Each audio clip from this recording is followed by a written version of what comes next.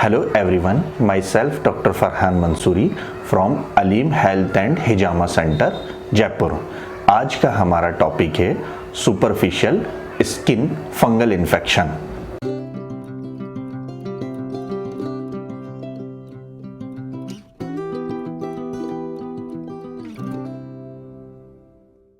बारिश के मौसम के अंदर छत के ऊपर या ऐसी जगहों पे काई का जम जाना या 2 पीस ब्रेड रखे हों उसके ऊपर हरी हरी सी हो जाना, ये फंगस होता है।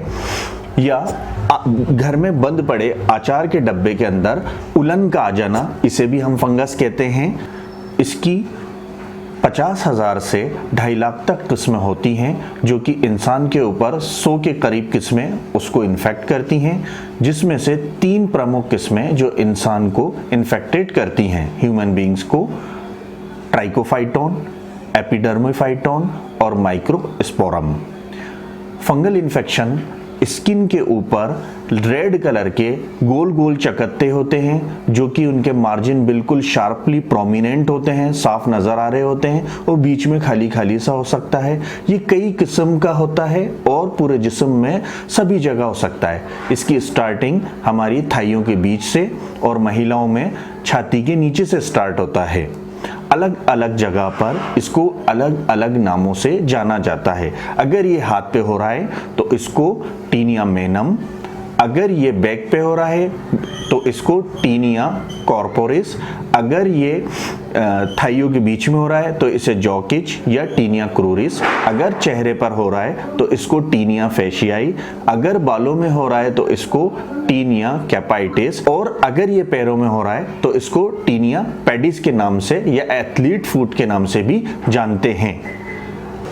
Superficial fungal skin infection mainly 3 तरह से होता है: टाइट कपड़े पहनना, पसीना ज़्यादा आना और साफ़ सफाई का ख्याल न रखना।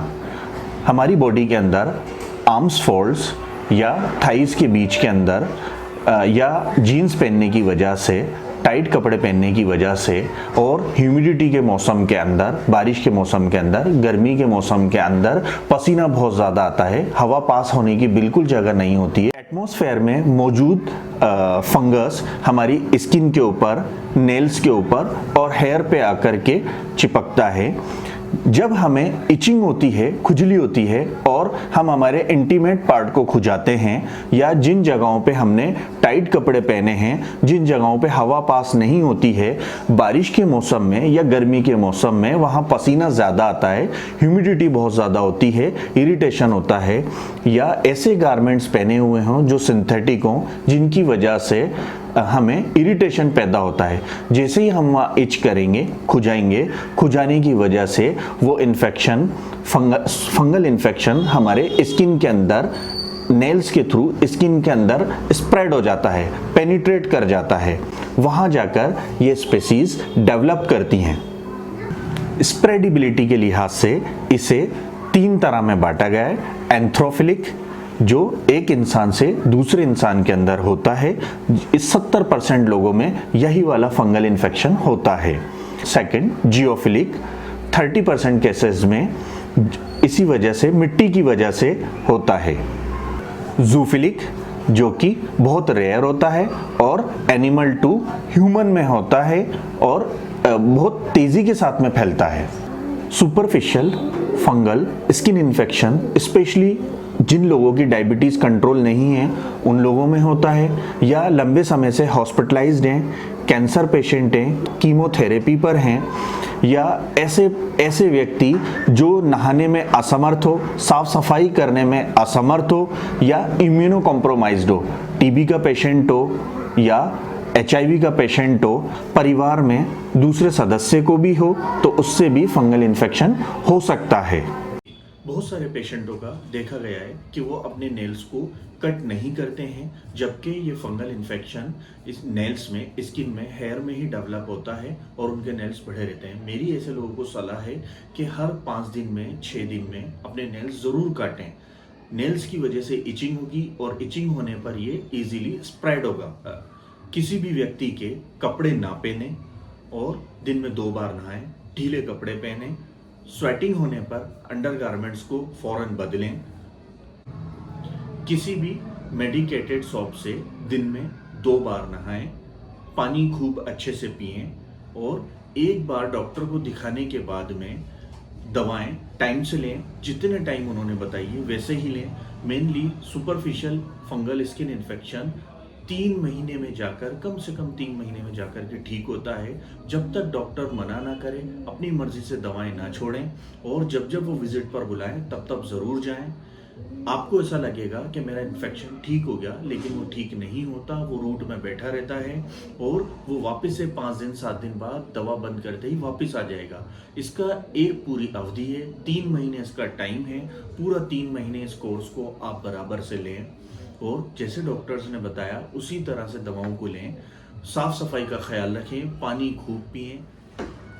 ज़्यादातर लोगों को देखा गया है कि वो अपने केमिस्ट शॉप से ट्यूब खरीद कर और उसे लगाते रहते हैं। ये ट्यूबें ऐसी होती हैं, एक बार लगाने से साफ हो जाता है, 2 दिन बाद वापस आ जाता है, जबकि ये इस इन्फेक्शन को और ज़्यादा ख़राब कर रहे होते हैं और आगे के लिए मेडिसिन को ब्लॉक कर रहे होते हैं। इसलिए अपनी मर्ज़ी से इलाज ना लें और फ़ौरन अपने डॉक्टर्स को दिखाएं।